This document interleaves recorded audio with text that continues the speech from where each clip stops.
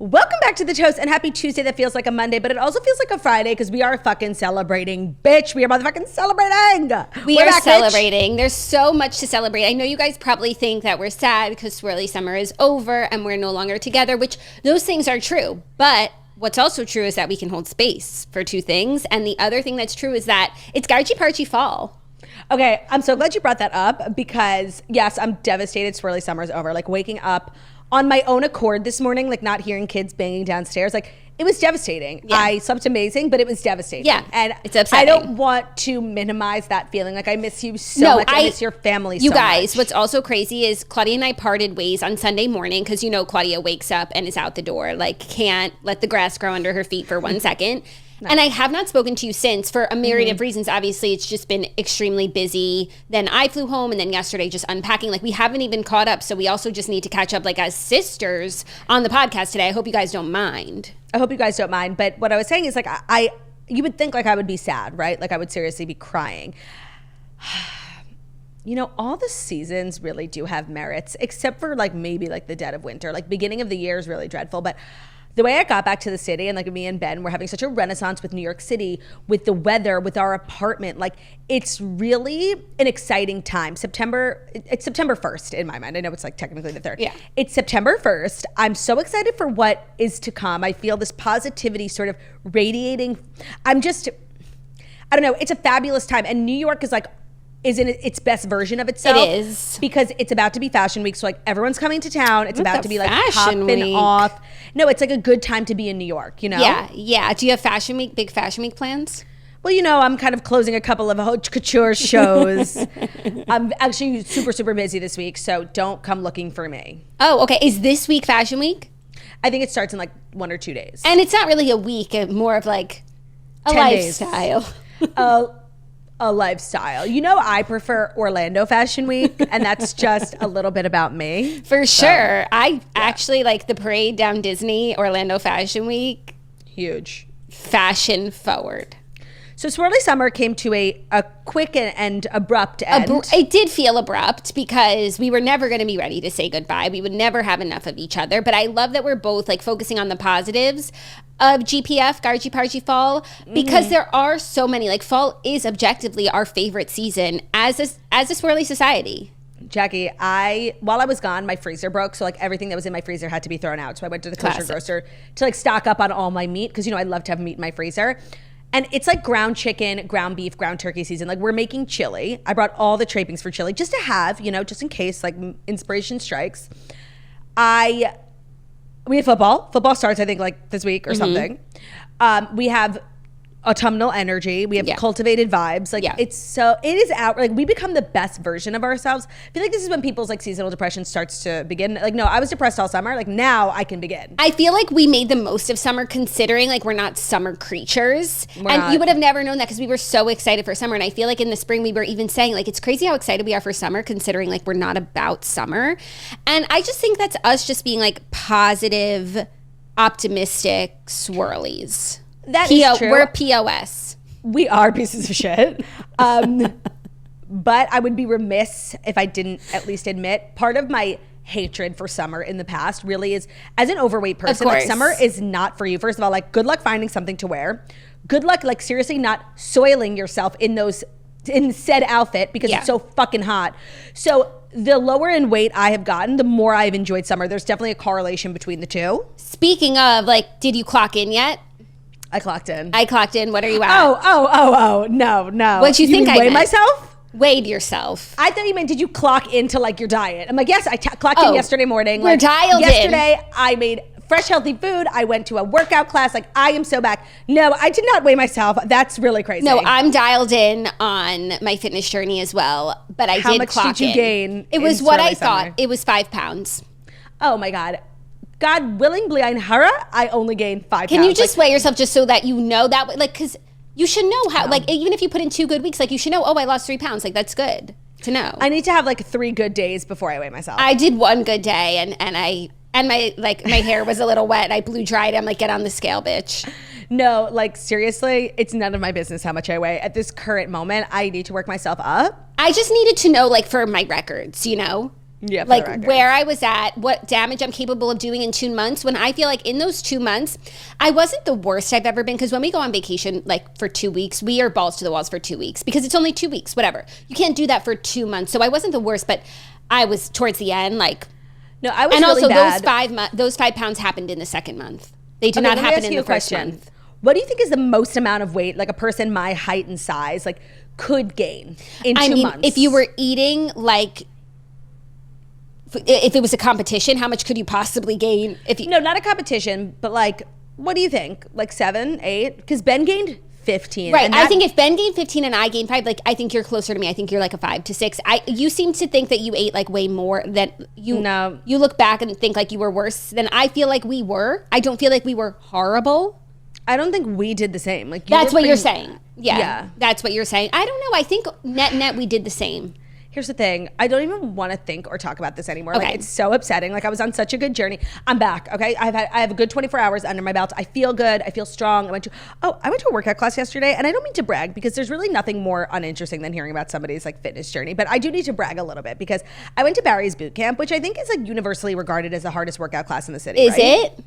Yeah, like even I texted Margo. I was like, by the way, I just last minute booked this class. Do you want to come? She's like, fuck no, I would never. I was like, what? Not that I've ever done Barry's, so I can't say. But I think that like Live Method, which you were doing this summer, like is the hardest workout period. I said workout class. Workout, that's personal training, Live Method. Like, okay. Like it's, I feel like it's always like, oh, it's like the scary, like. I guess like I never did thing. it. I must have been scared. No, I'm afraid. So I texted Margo. I was like, do you want to come? She was like, fuck no, I would never. And then I was like, shit, I definitely like overestimated my abilities. Yeah, you fitness too close to the sun. And I did it yesterday, and it was super hard. But I finished it. Like I did it. There was a point in my life where I probably would have had to leave midway and throw up. I made it through the whole class. I pretty much did everything that the instructor. I modified a little bit, but like I pretty much did everything he said. I was just so proud girl, of myself. You know. Right. And then when I left, like I had a full day afterwards. You know, usually. Like in the past, if I would have done something really laborious, I would have had to lay down for the rest of the day. Like I seriously wouldn't have been okay. But I just felt so proud of myself yesterday, like major accomplishment. And I actually really enjoyed it. I think I would return. They played New Romantics. Oh, fun. Things you did. Barry's. We should keep a list of things we did. Okay, another thing I did, and I can't believe you haven't even said anything yet. Hold on. I mean, you're wearing light wash jeans.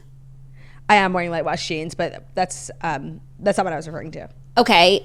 You are twiddling your fingers. You got a manicure and you got red nails because it's GPF. Okay, I got red nails because I was sitting next to a toaster at the nail place and she had this color. And I was like, oh, that's interesting because in the summer I do a light pink and then in the fall I've been known to do like a maroon burgundy. She's been known. I've been known. And I'm like, what time of year is it? It's like still summer. And the girl next to me was like, it's Big Apple Red. And I said, she had also just like pretty thin fingers and it makes any color look good. And I was like, oh, it's Big Apple Red. And she was like, do it. They have the gel version too. And I was like, okay, I think I will do it because I think it's like a perfect transition. Let me tell you, the red nail theory went around on TikTok. What was the theory? I ago. asked you to explain the theory to me and you couldn't. Can you now? So Girl Boss Town created it. I actually don't know what the theory is. I just know that there's a thing called red nail theory.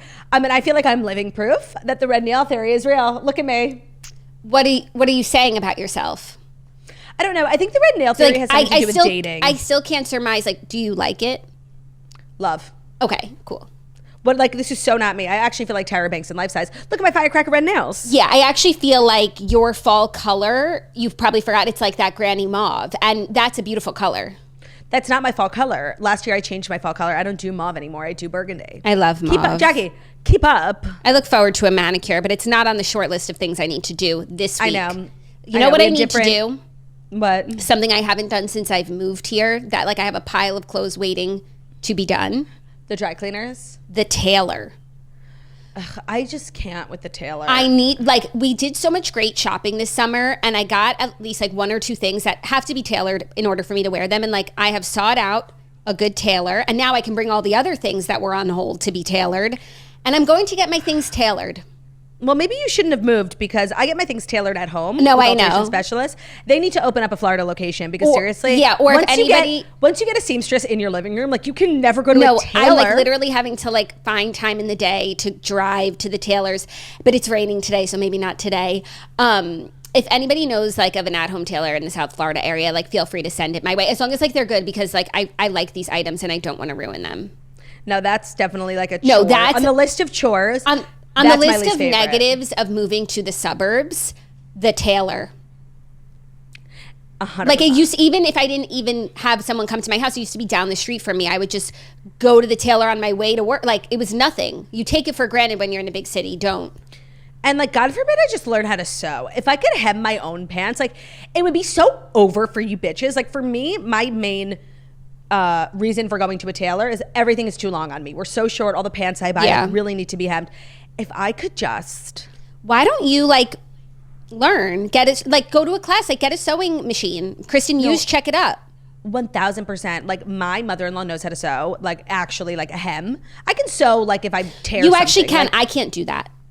But she knows how to like make a hem. And I think like one time we were on vacation, she like hemmed my dress for me. It was so clutch. Yeah, even when we were at the Borgata, you needed your strap fixed and someone from housekeeping came and like crushed it in a good way.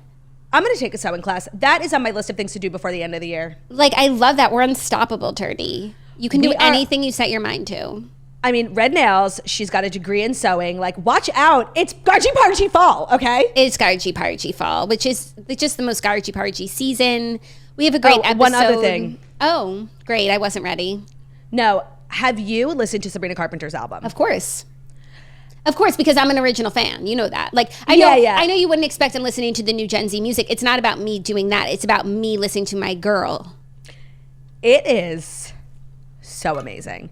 It is like one of the best albums I've heard in a really long time. Let me tell you why. The music is Pargy, right? I love how every song kind of feels like a different genre. There's a little Casey Musgraves, a little Ariana Grande, a little Imogen Heap, you know? Yeah. I'm seeing different influences.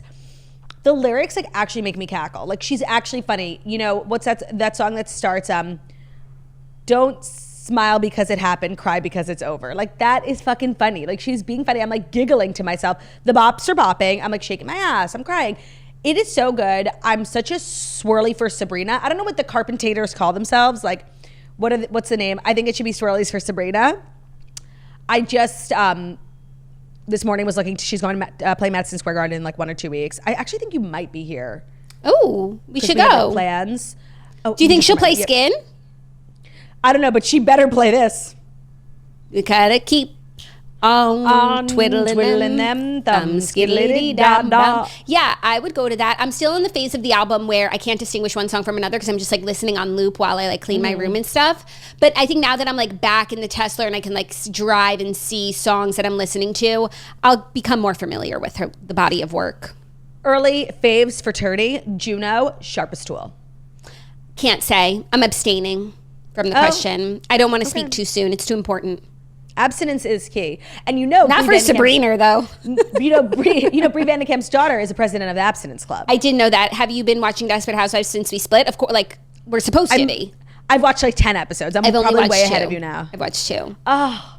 And did you finish season 1? No, because I did. I mean, on Sunday night we got home pretty late and like I did something which I never do, which was like get right to it. We got home at like 9:30 and I like started opening all my packages, opening my suitcases. Like usually I would just put it off till the next day, but whatever.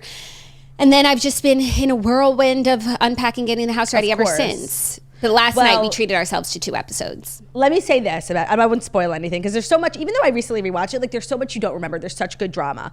But I remember my takeaway from the last season of Desperate Housewives was like, I can't believe Tom Scavo like ended up the way that he did because he was such a good dad and good husband and good character. And I liked him until a certain point where he goes off the rails, right?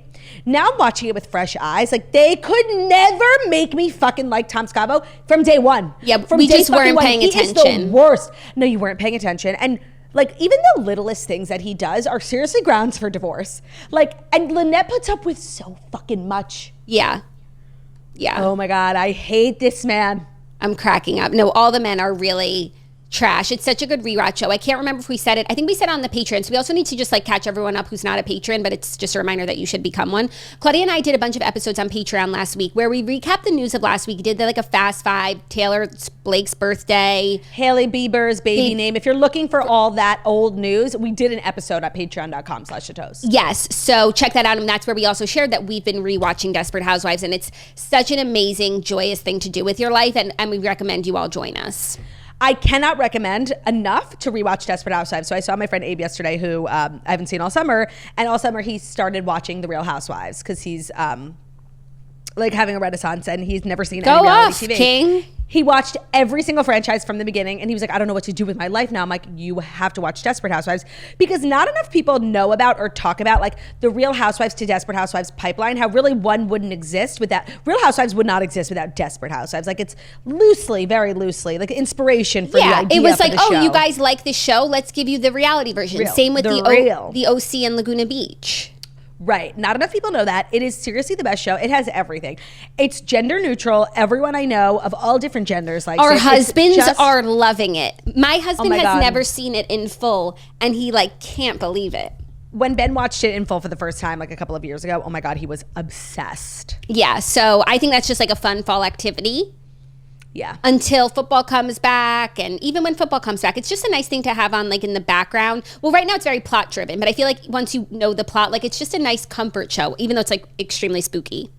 Yeah, I just got to the part with the Applewhite family when they move in. If Spooky. you know, you guys, there was added to my list. Like it's literally up there with the SVU episode when Mariska Hargitay goes undercover. Literally, I was as a child like did not sleep for months after seeing those couple of episodes with the Applewhite family who have like that. I won't spoil it. Yeah, don't. Seriously, like not okay. Not okay.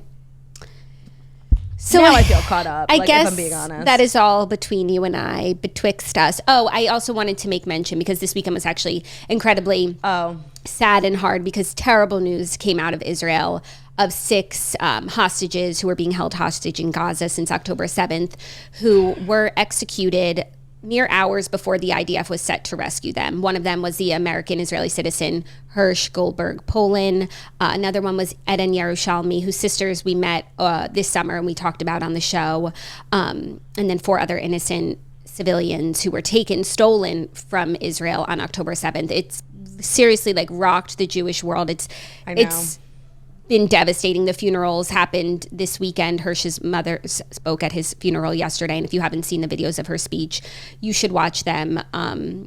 It's seriously like she is everything. Like she really represents like she's a real like Jewish mother to her core, and I think that she has spent the last 333 days since her son was taken hostage, like advocating on social media, speaking. She's like literally wakes up every day. She's and, met with like world can. leaders. She met with the Pope. She spoke at the DNC. She's met with Biden and anyone like pleading who desperately for her son to come home, to bring home the hostages. And she's not only obviously like going through an unimaginable horror, but she's like really been one of the most vocal advocates, like, and picking herself up every single day, making videos, talking to people, like trying to get the message out there. So for the story to end in this way, like there was no worse way. No, for the story to end where like he was alive. We didn't even know. They hadn't been like photo or video proof in a really long time of Hirsch. So like, you know, the thing with the hostages is like, you don't even know if you're like waiting for them to come back alive.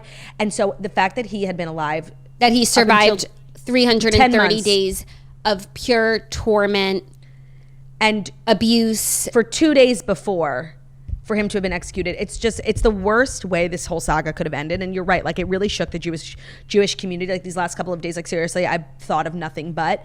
And the fact that her son is American, his name is Hirsch, he's literally He was born in California, he's an American citizen. And there has been like an American, like to me, like I'll never forget the name Hirsch Goldberg, right? Like that's embedded in me forever. And there was major news over the weekend that he actually, you know, had been killed.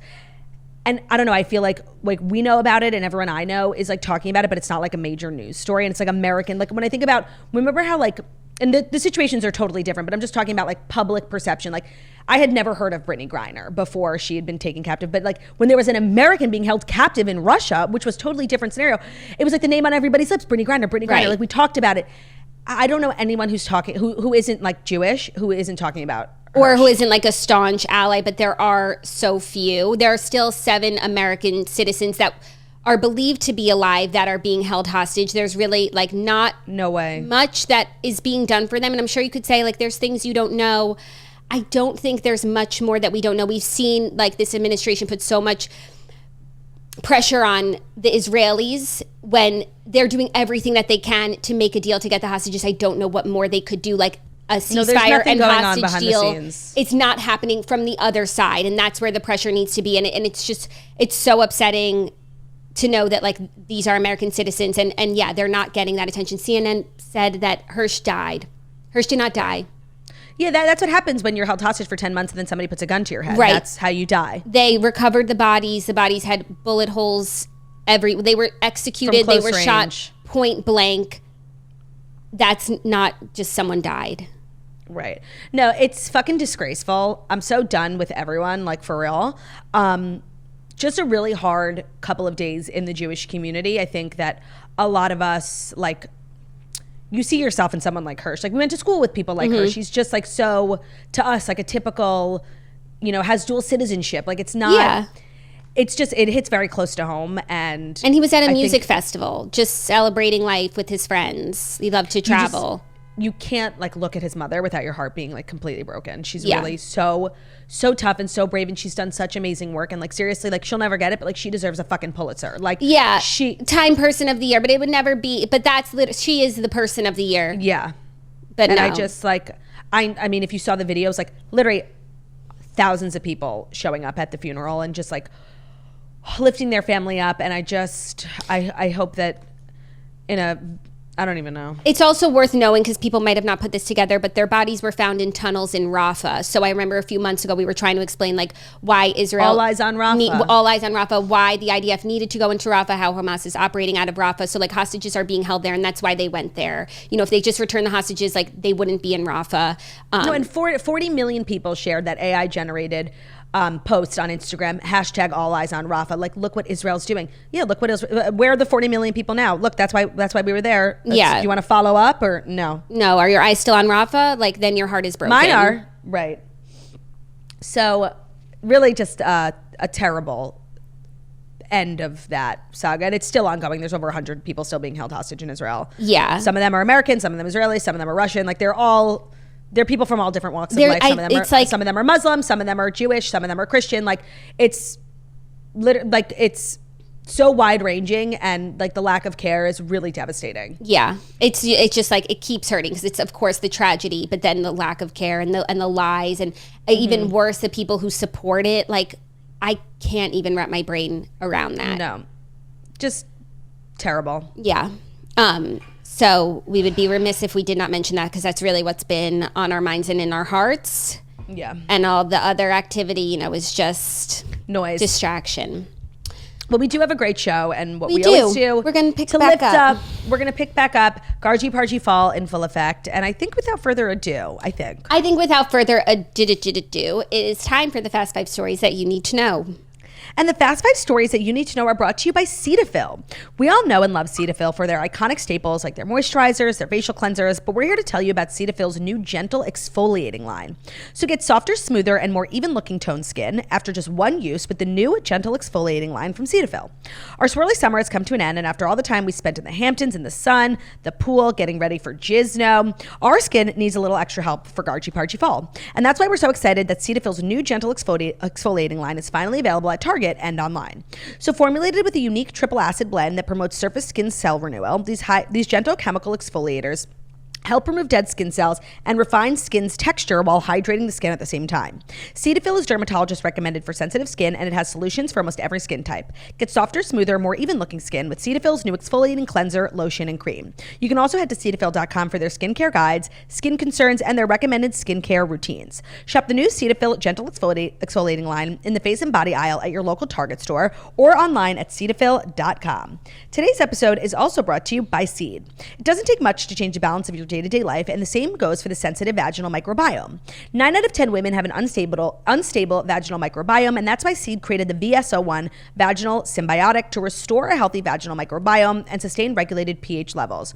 So Seed, I feel everybody knows, especially for the VSO1 Daily Symbiotic, if you were looking to get into prebiotics or probiotics, I feel like that's where we all started and fell in love with that routine. And now their VSO1 vaginal microbiome is really changing the game. VSO1 is an ongoing system that maximizes efficacy with minimal impact on your day-to-day life. So the intensive first month reset helps rapidly replenish an optimal vaginal microbiome, and then Sustain, a simple ongoing 2-tablet monthly schedule, is designed to help maintain a stable vaginal microbiome and then regulate pH. With just 2 tablets a month, it's super easy, and VSO1 marks a new era in vaginal care with a sustainable approach to address the root causes of imbalance. So find your balance and get proactive with your vaginal care with VSO1 from Seed. Go to seed.com/toast, that's SEED.com/toast, and use our code 25toast to get 25% off. That's 25% off the VSO1 at seed.com/toast. Our code is 25toast. That's 25TOAST. Your vaginal microbiome is your natural defense system and a key driver of gynecological, urogenital, and reproductive health. So take care of it with seed.com/toast. Our code is 25toast. That's 25TOAST. Today's episode is also brought to you by Dreamland Baby. Why don't you tell us a little bit about that, Jacqueline Follet? I would love to tell you about Dreamland Baby, and I've loved telling you about Dreamland Baby, and I've loved using Dreamland Baby in my life, because if you do not know, Dreamland Baby is responsible for one super popular baby sleep product, and that's the Dream Weighted Sleep Sack. So we have used the Dreamland Weighted Sleep Sack and Swaddle at multiple stages of life. So, newborn, they have the Swaddle, eventually get to a sleep sack, and it's a weighted sleep sack. So what it does for a baby or a child is it does what like a weighted blanket does for you, reduces anxiety, promotes calm, helps you to fall asleep, helps you to stay asleep. It's just like super cozy vibes, and it's a really great product. So Dreamland actually is having a great promo right now. If you go to dreamlandbabyco.com and enter our code TOAST at checkout, you'll receive 20% off site-wide and free shipping. This offer is for new and existing customers. So Dreamland Baby Sleep Sacks are great because it's deeper sleep for your baby, which means better sleep for you. Yeah. It has an easy to use Selfishly, let's be real. Easy to use two-way zippers. We're not messing with one-way zippers in the middle of the night. Like, you just got to get it up, diaper change, zip it back down. It's made with quality materials, and it has CoverCom technology for evenly distributed weight from shoulders to toes, exclusive to the Dreamland Baby products. So it's 100% soft and natural cotton, and a tagless design to avoid irritation. That's classic me. I can't do, not that it's for me, but like, I just can't do a tag. And can you remind me of that code one more time? I'd be happy to. Go to dreamlandbabyco.com and enter code TOAST at checkout to receive 20% off site-wide and free shipping. This offer is for new and existing customers. Thank you, Jacqueline Follet. I cannot wait for the stories. I actually meant to ask before what they were, but now I'm going to be surprised. So we have an abundance, and maybe like your fave got pushed to tomorrow, but these seem to be like top 5. And actually, the 5th story is to choose your own adventure. I'm going to give you 2 choices. Let me tell you, my fave, and I'm hoping it didn't, is Ines de Ramon. Of course, and that's the first one, because Brad Pitt and Ines de Ramon appeared very affectionate away from cameras before a double date with George and Amal Clooney in Venice. So Brad and his lady love Ines, who we've talked about them being together for a while now. I think they've been together like over a year, but they've never like done anything so public and razzle dazzle as this. They went to the Venice Film Festival. They made their red carpet debut. They were caught on a boat. They were out with Amal and George, just like living the Venice lifestyle. I want to know if you can read my mind. We're going to talk about all the people that she looks like. Well, no, because a lot of people did say she looks like me, and we'll get there. But no, these photos, like, for me, like, are everything, and they're giving Meghan and Harry in the umbrella. Yes, to me, like, these photos, every now and then, a Hollywood starlet, whoever it is, will take a photo so gorgeous and so memorable that, like, I will always reference it. For me, it was that blue dress in the rain, Harry and Meghan with the umbrella at some movie premiere. I don't even know where they are. These photos are at that level to me. There's so much to unpack. The ones on the boat. The ones on the boat of Ines and Brad, but then also the ones with George and Amal in it too, because we never get to see Amal. And seriously, like, her hair is like, I could do a whole episode on her hair. It was really just, it was gorgeous. These photos, and because it's so new, right? I haven't really seen high definition photos of these two. If anything, it's been like a blurry iPhone pic. Like, these photos, if a picture says 1,000 words, then what does it say? Yeah, no, this says true love, together forever. No, I'm obsessed. Yeah, partnership and glamorousness.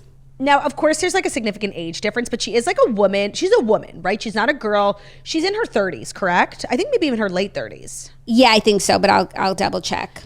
So, like, whenever you're seeing an older Hollywood actor with a new girlfriend, like, you have to just double check that, the age is not, the frontal lobe is frontal lobing. She's 31. her frontal lobe is beyond fully formed. Claudia, she's my age. How would you feel if your father was marrying someone your age? Wow, this conversation just took a whole new direction because now I'm looking at it so differently. I just want to say, as a 31-year-old, like, I do feel like my frontal lobe is fully developed. However, I don't see myself in a relationship with a 60-year-old. Yeah, I was gonna say he's 60. It's 29 years. But it's a Brad Pitt 60, you know? No, and by the way, those pictures of him, like, and we don't see him a lot, right? We get like updated photos of him like maybe once a year. He looks really good. He looks really good. Yeah, no, you could definitely, he has that skincare line. You can knock off some years because it's a Brad Pitt 60. It's not like it's an old 56. It's not an old man 60. Yeah, and it's also Brad Pitt, so you know it's Brad Pitt. Yeah, I wish I didn't like dive so deep into the age because I thought she was like 37. I was ready to like not. I didn't even think about it. The crazy thing is, like, how old was Tom and Erica Girardi? Right? She was in her 30s and he was in his 60s. Yeah. That's this. No. It's just so crazy how like 60 looks different on everyone. It's true. 60 is really a state of mind. I completely agree. Now, let's just move past that part of the conversation because I was so dazzled. Because it's not convenient. And no, it doesn't work with my It's an inconvenient truth. The inconvenient truth. I was so dazzled by these photos. Like, she looked so gorgeous. I'm really obsessed with her. She's so beautiful and she's so unique looking. Now, a lot of people like said, oh my God, Claudia, I thought this was you. I saw that a lot. But a lot of people also said that she looked like Maria from Love is Blind. That's what I said. Now, do I look like Maria from Love is Blind? No, I think she's like an amalgamation of people. And also from one angle, I was getting Hannah Berner. Wow. Yeah, so I think like, you know, all together, but you don't look like Hannah Berner, but it's the part of Ines that doesn't look like you, that looks like Maria or looks like Hannah. I understand. I love that we have like a new celebrity to learn about. She doesn't even have an Instagram. I tried to find, and then I just saw like a fan page of hers. Well, she's a jewelry designer, right? Yeah. Or maybe she was until she no longer needed to be. And I just feel like she's not a Hollywood agent, right? Like she doesn't have a stylist. I was like looking at her bag, like she wore a clutch from Judith Lieber. She probably went to like a really nice store, like Bergdorf's, bought that clutch. And who made her dress? It was just like a white dress. It wasn't, she just looks like a regular girl who went to go shopping for her big date with Tad Hamilton, you know? Yeah, it's true. But she's like, not, because she carries herself in a way that's like, I could do this in my sleep. And I just love this. Like I thought the photos, Venice is also not a Hollywood event that I particularly care about. But this year, like Venice is Venicing, right? Right. I saw so many those stories. Boats, like if you're on one of those boats, like I'm paying attention. Yeah, like Olivia Rodrigo was making waves because her and her man were, he's there, he's an actor and he has like a big film premiering. So she's there as like his plus one. And Taylor and Travis did this a few months ago. Yeah, but the Venice Film Festival is happening right now. Right. Everyone's the VFF. in town. Lady Gaga's there. I believe probably Joker is premiering and we got a first look at her engagement ring. It's enormous. Like Venice is kind of doing a lot for me. Name on everybody's lips? Yeah. Okay. I like that. It's Venice Girl Summer? It's Venice Girl Summer. That's cool. I read an interesting fact about Venice. Did I share it? I think I did. It's sinking? Oh, well, everybody knows that. But like back in the 1950s, they did like this whole effort to clean the canals because, you know, it's all about they drain the canals, they like scrub them clean. It was like a huge citywide effort. It was very exciting. I think I was reading it in relation to the Seine for the Paris Olympics. Yeah.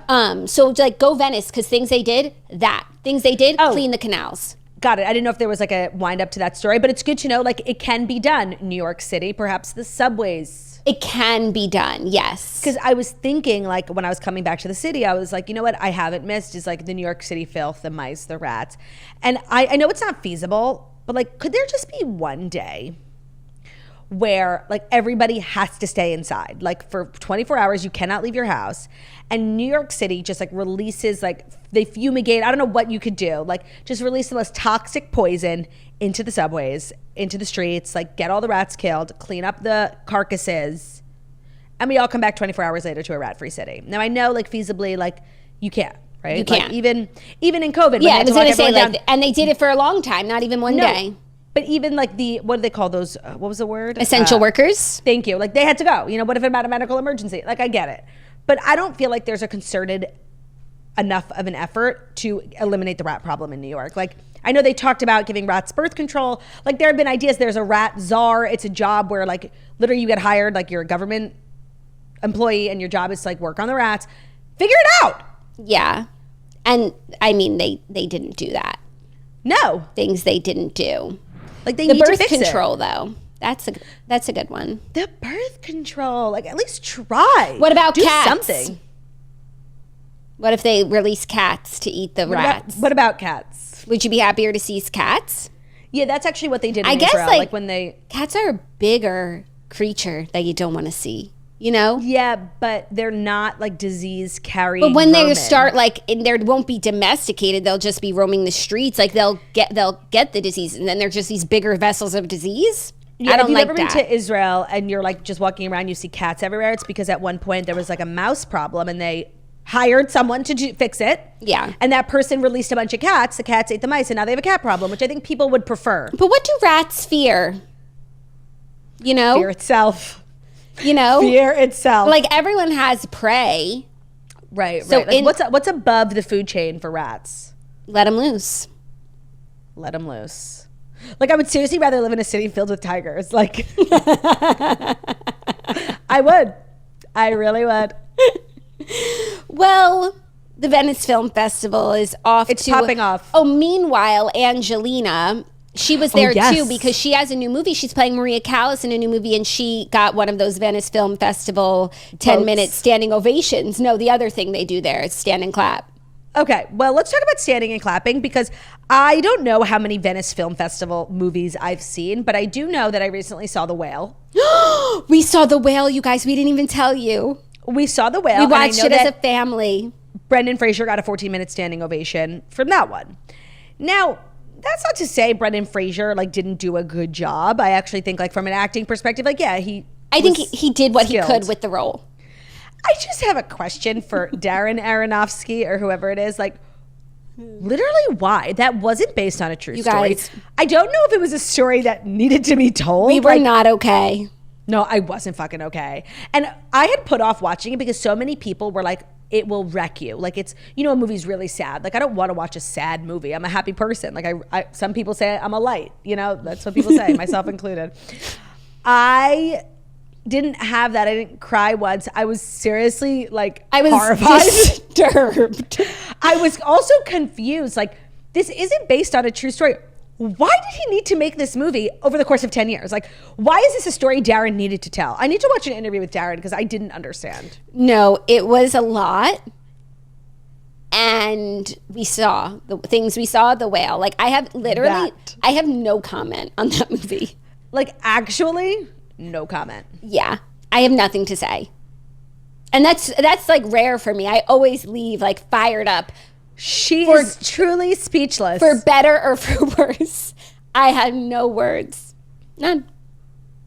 And that's that. But Angelina Jolie, Maria Callas, so yeah, she got a standing ovation. Also to say that doesn't mean it's necessarily a good movie because they stand and clap for everything there. However, it's got the makings and she sings in it. Yeah, I don't know, but they narrowly avoided each other. This is an extremely contentious divorce. And what's so interesting and it's ongoing, it's not over. Right. It appears as though Hollywood really loves Brad Pitt and they've all taken his side. Yes. She's very much a maverick, right? She does her own thing. And I was reading the comments because I saw that picture on Dumois of the first time I saw Ines and Brad. I was really dazzled. I was enchanted. And I wanted to see what people were saying. And the people do not like Brad Pitt. They were hating on him in the comments.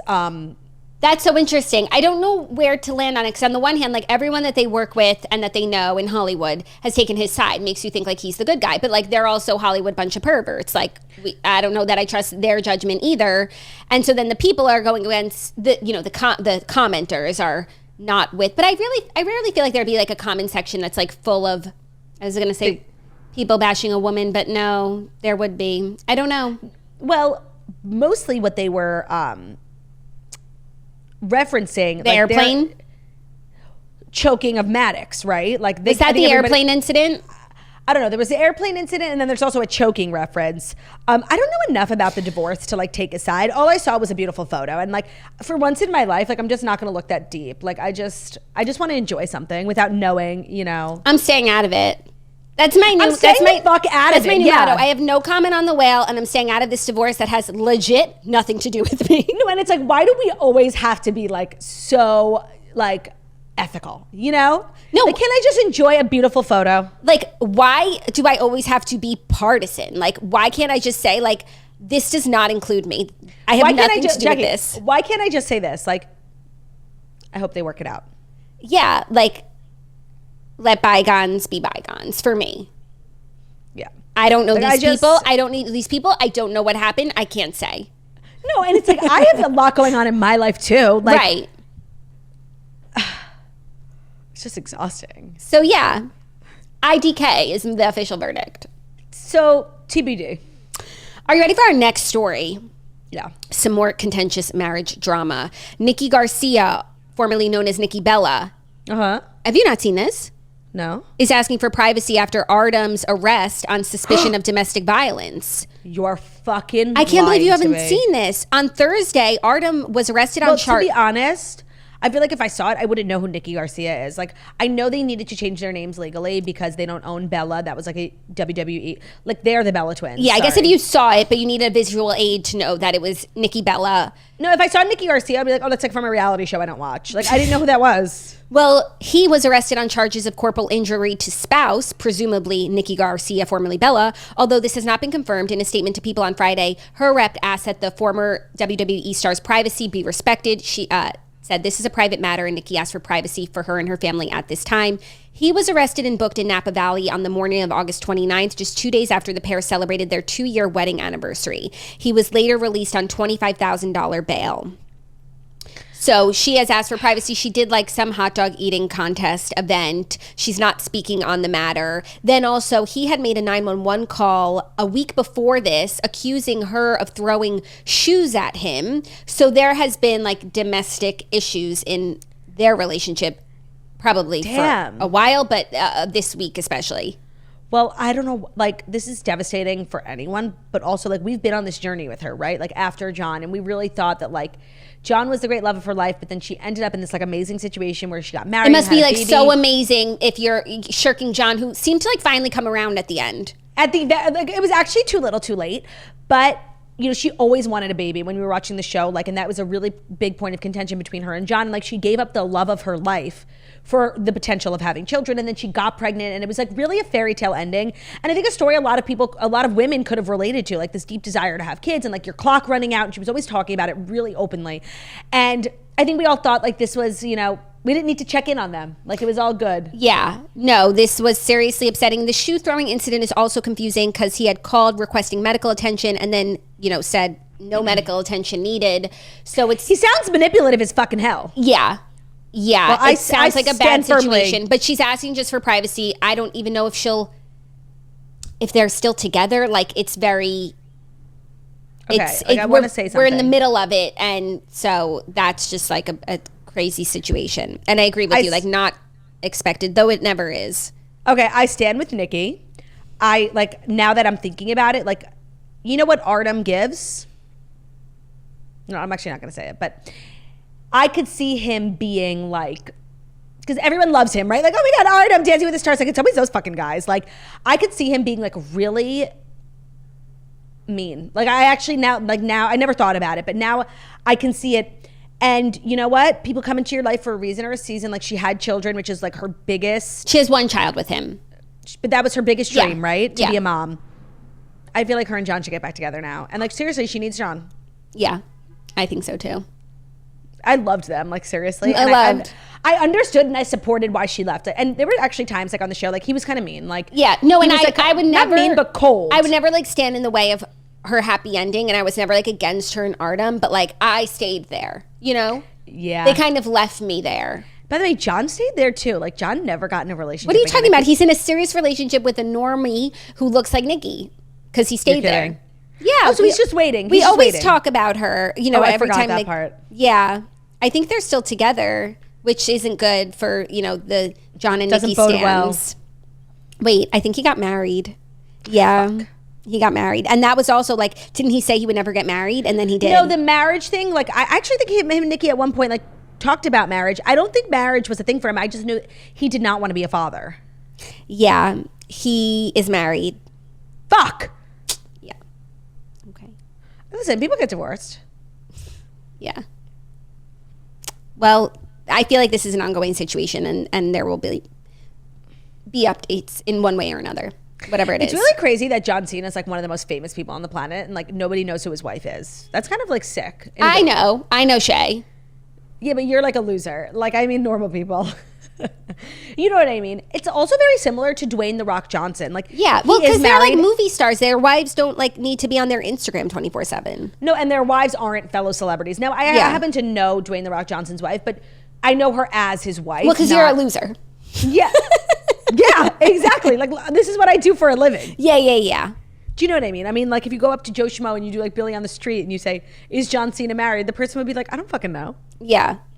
Totally, but really they say that thing, right? What does he do? It's like, we know John Cena's wife, but we don't know what he's famous for. I don't know this. The Invisible Man or something? You can't see me. The Invisible Man. You can't see me. That's his thing. I think he's the Invisible Man. No, I don't think that's like a title of his. Let's check. Well, all set to say, back to Nikki Bella, like, I feel really sad, and I'm sending her so much love and joy, and seriously, fuck him. I think. I don't know enough, but I think. Yeah, I think so too. Okay, yeah, he's definitely, they don't call him the Invisible Man. That's just me. No, he does. You can't see me. So that's why you think he's invisible. I think that's like a fair jump. Okay. A fair leap. Are you ready for our next story? Another man in a former relationship, Jax Taylor, has been diagnosed with bipolar disorder and PTSD after seeking mental health treatment. Also last week, Britney filed for divorce. By the way, I feel like Stassi Schroeder told us this when she sat down at that bar for her podcast and gave Jax that test. What's that 4140? Yeah. Like, she literally diagnosed him on air. So, like, we knew this. Yeah, so he, who has spent most of August in a mental health facility, took to Instagram on Monday to reveal the diagnosis. He said, a little over a month ago, I checked into an intensive inpatient treatment facility, scared of the unknown and what I would find out about myself. After many years of knowing something was wrong but not knowing exactly what it was, I recently learned that I was diagnosed with bipolar disorder and PTSD. He admitted it's been an emotional time and a lot to process. However, he has come to his son with a newfound sense of peace. Well, that's good, you know. That he's getting help, serious help, if that's what he needs. Yeah. I do feel like, you know, and anyone is capable of changing, right? But for me, like, if there's anyone who's not, it's Jax. Like, yeah. I just have a hard time. And he's actually also, people don't realize, like, pretty old. Not like old, but, you know, set in his ways. He's 45. Well into his 40s. Right. You know, I feel like at that point, like, you are who you are. Yeah, I tend to agree. I don't know enough about this, you know, what he's been doing for the last month. I'm sure we'll see it on the Valley, and maybe then I'll have more of an opinion about it. But TBD. Again, you know, no comment. I can't say. Yeah, I didn't live with them, so I don't really know what went on behind closed doors, but love to see Britney out here, like, obviously feeling joyful. You know, she's doing ads. She's doing ads for vibrator companies. Oh, I saw. She's getting her bag. Like, you know, like, once you file and like you're actually officially separated, like, whatever money you make after, like, is no longer marital, right? Yeah. So she's out here. So like, it's ad season. So it's, yeah, all the brands maybe you thought you wouldn't work with, you're back.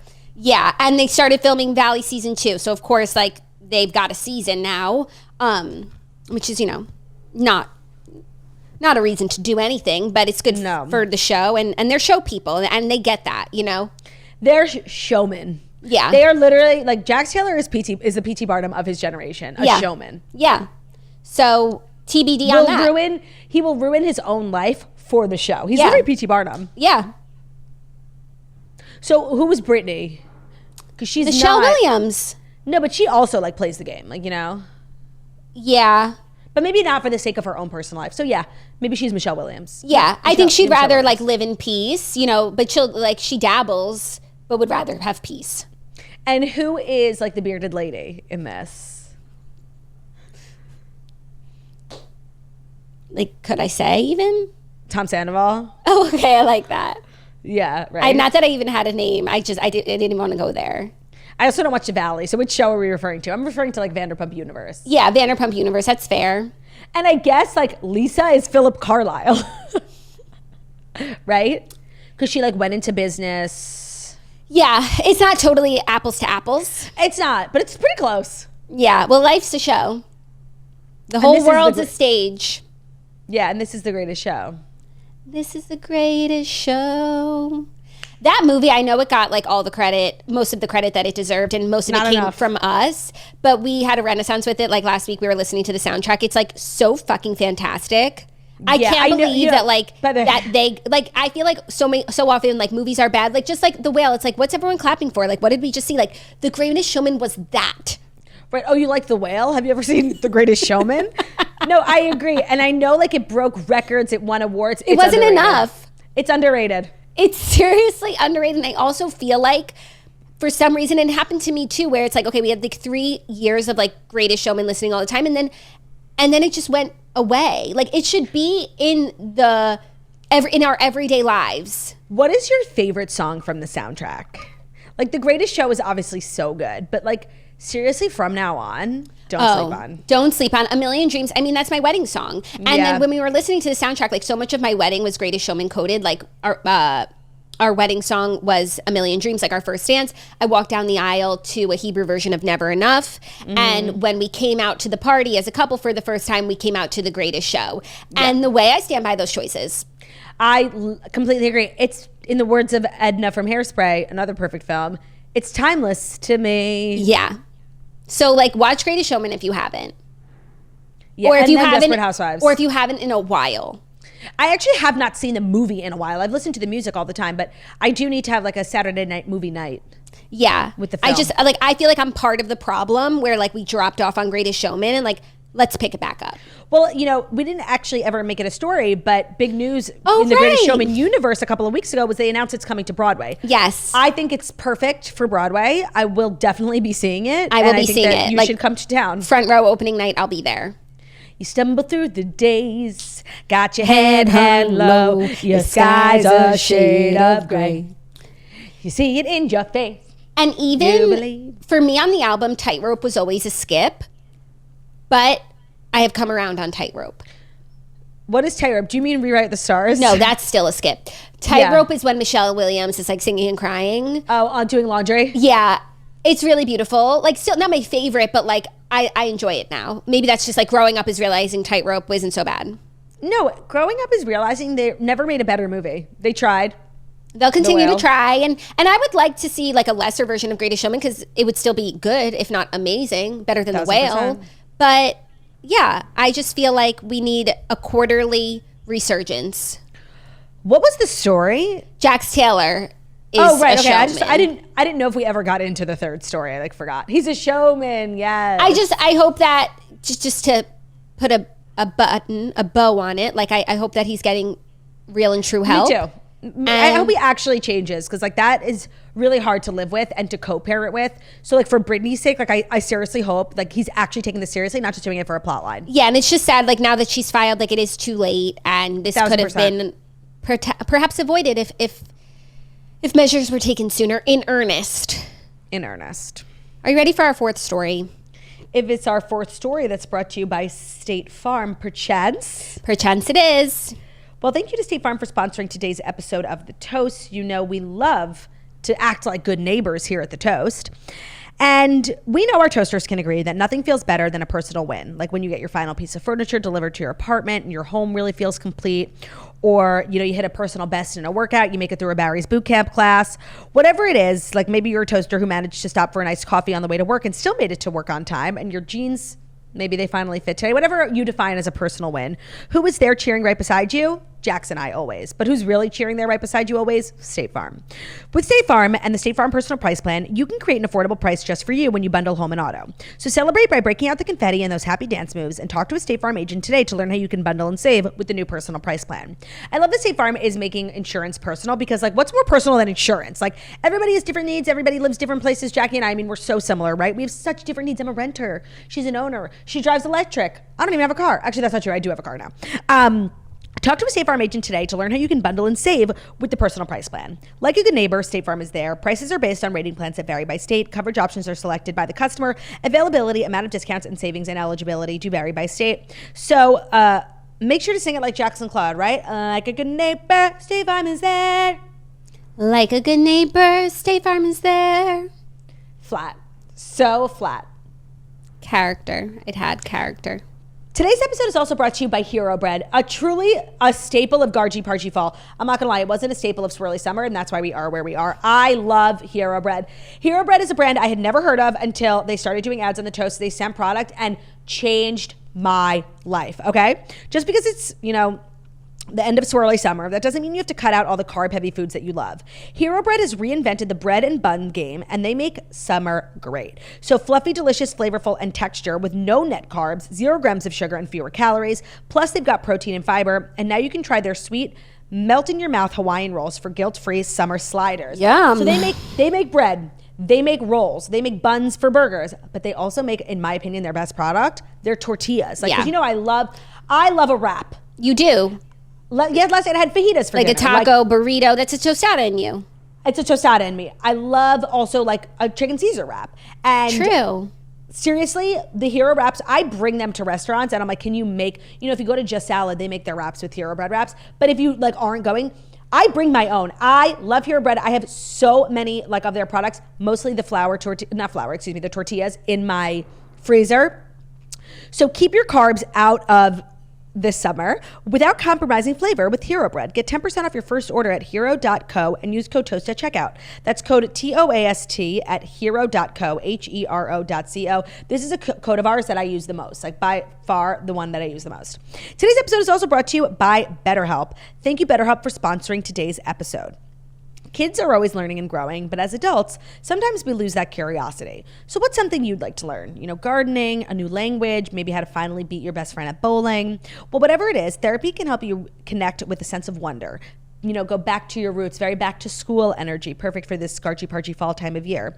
And that can really happen at any age with therapy. I think as the older we get, we stop trying to challenge ourselves mentally, and we just kind of, like we said, become set in your ways. You are who you are. And therapy is such a great tool. So if you're thinking of starting therapy, give BetterHelp a try. It's done entirely online. It's designed to be convenient, flexible, and suited to your schedule. So how it works is you'll fill out a brief questionnaire, you'll get matched with a licensed therapist, and then you can switch therapists at any time for no additional charge. I think that's probably the best part of BetterHelp. If you've done therapy, sometimes it's not a match in the first, second, or third therapist. And that can be really awkward, really uncomfortable to have to call and cancel. And with BetterHelp, it's not a big deal. They'll switch it, no additional charge. And then when you find someone you match with, you can talk to them in whatever mode, because it's all done online, in whatever medium you're most comfortable with. So whether that's texting, video chat, regular phone call, you can choose what works for you. So rediscover your curiosity with BetterHelp. Visit betterhelp.com/toast today to get 10% off your first month. That's BetterHelp, HELP.com/toast, betterhelp.com/TOAST. Thank you, TURT. You're welcome. Our next story, Adele cries as she announces an incredibly long break from music after her engagement to Rich Paul. So Adele announced on Saturday that she will be taking a, quote, incredibly long break from music. She said during the 10th and final show of her Munich residency, quote, "I'm not the most comfortable performer. I know that, but I'm very fucking good at it, and I've really enjoyed performing for nearly 3 years now, which is the longest I've ever done and probably the longest I ever will do." She added that she still has 10 dates of her Las Vegas residency to complete in the coming weeks, and then she said, quote, "After that, I will not see you for an incredibly long time, and I will hold you dear in my heart for that whole length of my break." She choked up as she admitted that she needs to rest and take some personal time. She said, "I've spent the last 7 years building a new life for myself, and I want to live it now. I want to live my new life that I've been building." No, I love that. I think Adele, out of most people, has the healthiest relationship with her work, her career, and also her level of fame. And when you think about how much her life has changed, she had a baby, then she got divorced. She went on this huge health journey. She fell in love again. She went through the residency. Then she did this Munich one, which I had an Adele renaissance this summer because my TikTok was targeting me with footage from this concert. It was the most beautiful venue I'd ever seen. It was an outdoor venue. It was huge, and the sun sets right behind her every night. It was really gorgeous. And so I love that. I actually think she has a really good relationship, and she feeds us. If you're an Adele fan, you get fed, right? You get new music every couple of years. She always goes on tour. This one was a residency. I'm glad that she has more shows left. If you haven't seen Adele and you have the opportunity to, it is a spiritual, life-changing experience. It was the best thing I'd ever seen in my fucking life. I flew 6 hours, spent the night in Vegas, and flew home the next day, and it was worth it. Yeah, maybe I'll take a look at her Vegas dates. I think that this is, like you said, a very healthy outlook. I think she has work-life balance, but I think this is also how we can ensure that we're getting whole bodies of work from her, because one, you do need to live. You can't just do album after album when your albums are so like emotionally ingrained and all about like major milestones and the age of your life that you're in. You can't do like 30 and then 31 and 32. Like it just, there's not that much more to say. So I think this is good for her work. And I think even though things will be quiet on the Adele front, I think she can stand, you know, a couple off years. And I think that's a great way to maintain like good mental health, but also ultimately like creatively, it's very good as well. I completely agree. You can always tell when an artist is like putting out music because they have to, not because they want to. And with Adele, and obviously it's a privilege because, you know, not everyone can do this. Like she can release music whenever she wants. She's at that level now. And I think it really ultimately benefits her. She releases the best music because she does it when she wants. I think when people go to her concerts, and she talks a lot at her concerts, they're really always shocked to find like she's so much more than just a talented singer. She's very funny. She's very normal. She's very relatable. And I think she maintains that like sound of mind energy because she takes this time off and she just like is a mother, she's not married. Fiance. She's engaged.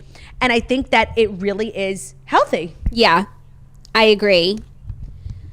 So we shall miss her, but I feel like I didn't listen to her last album enough. And on the days when I'm missing her, I think there's music waiting for me.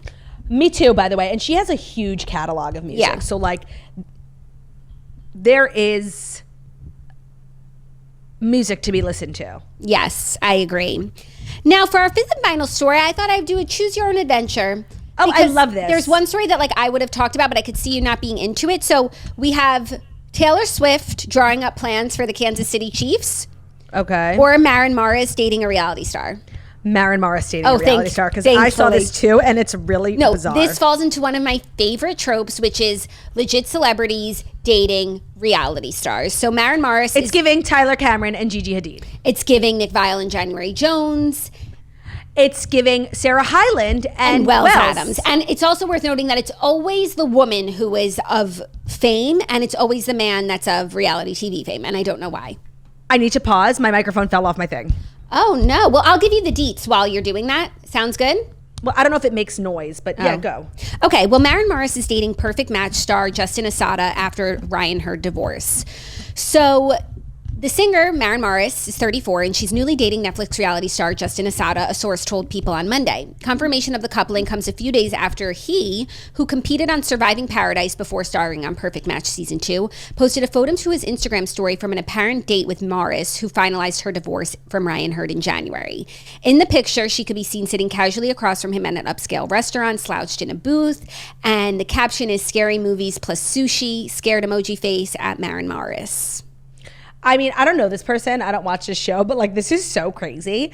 Honestly, I love when women, like famous women, do this. Because like, what's the point in being so famous if you can't just date whoever you want? If you can't just see someone on TV, be like, I like him, he's cute, let's go out. And I think that's why it's more women than men, because women watch reality TV. And I also just think, you know, for men, movie stars, like they don't have there's girls lining up around the block for them to date. Like they don't have to work, like go look and DM.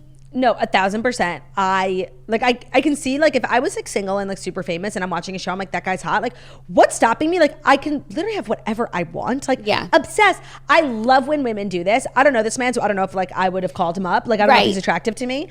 But I think this is the best thing people do. And every now and then, Sarah Hyland and Wells, like it turns into true love. Now, I don't think this is true love for the most part. It's just an attraction thing, right? Initially, but that's always a good place to start.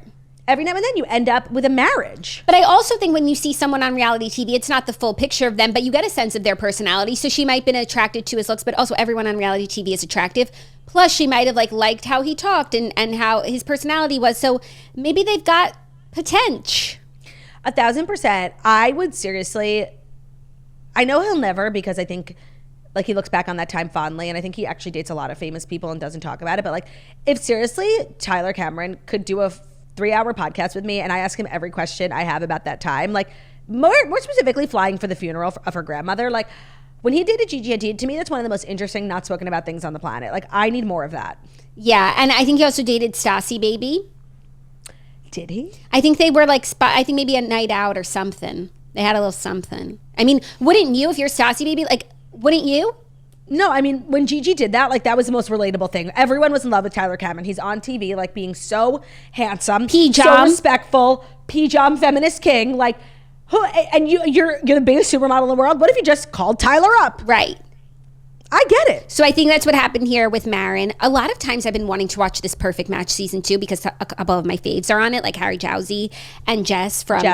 And I think Micah also from Love is Blind, Seattle, Portland. Remember her? Oh, yeah. Seattle, and now Portland. I could also assess Justin Assada. If you do, let me know what you think about him. But seriously, like, I love when women do this. We need more of this. We do, because it's also good for you and I. Yes, it is good for you and I. You and I. Oh, by the way, 30, I'd rather die. Yeah? This is kind of a good idea for a list. You know, female celebrities who date reality stars. You think we'll start to forget? We could. No, I mean, I could see these two, like, not dating ever again, and I forgot that this is something Maren Morris did, you know? Celebrity reality stars dating. Yes, I agree. I agree with that.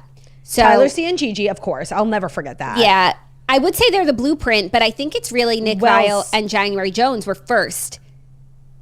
But also, that was never confirmed. No, it was. He converted. It wasn't much. It's not like they were like, I don't think they were ever in an exclusive relationship, but they went out. There was also speculation about Nick Viall and Rachel Bilson, remember? Yes. Honestly, I feel like if I asked Nick Viall, he would tell me. I just want to know. Like, Claudia, I won't tell anyone. I really think we asked, like, maybe even on our show. And he said what? Like, they engaged in something. They engaged. Okay. So. And now Maren Morris. Sarah Wells. It's mostly been Bachelor Nation people, so I don't know this Justin from Adam, but hopefully he's treating Maren right. Yeah. Okay. We've got a list. Oh my God. Has anyone been following the saga of Kelsey Ballerini and her dog? I only know about it from you, but do you want to share? It's really heartbreaking. If you've been following Kelsey, you know her dog is like her Theo, right? His name is Dibs. That's like the name of her first like really big hit. I'm calling Dibs. Yeah. And he's so cute and he's like going through it. I think he's going to be okay, but he has cancer and like she's promoting her album and she seriously is like, I don't know what the fuck to do. Like I can't promote it. Like my life is falling apart. I think Chase has really been there for her during this time as like a dog dad. I'm just like really upset for her. And it's giving, not to make everything about me, it's giving me like seriously PTSD because it's really similar. It's like her like first adult dog that she ever took care of. And it's like a fixture in her brand. Everybody knows Dibs. Everybody knew Theo. Like, and then it's cancer. Damn, that's rough. Yeah. I'm wishing her well. Me too. Sorry to bring the Gargy Pargy Fall episode like back, like down. Yeah, like, I mean, it's a roller coaster. The Toast is an emotional roller coaster. So true. Highs and lows. But how do you end that sentence? I don't know. Yeah, no, I was like, where is she going? And you know what? I'm in this era where I'm not finishing my sentences. I love that. Do you know what I mean? Not every sentence just stopping. Not every sentence needs to be finished. Not every relationship do I need to take aside, and not every movie do I need to make a comment. And not every movie do you need to give a standing ovation. That's seriously what the people in Hollywood need to know, because if everyone gets one, it's not special. Yeah. And now I'm starting to it's having the adverse effect where it's like, oh, you guys liked it for 15 minutes of standing and clapping. I probably won't like it. I'm gonna hate it. Yeah. Because if you didn't do it for The Greatest Showman and you did do it for The Whale, that tells me what I need to know.